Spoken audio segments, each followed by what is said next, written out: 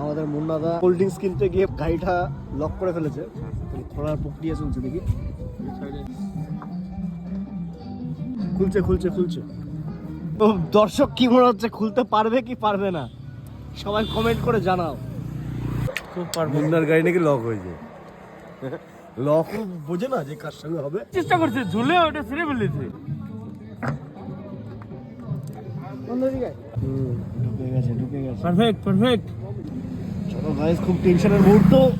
হ্যাঁ হ্যাঁ হ্যাঁ।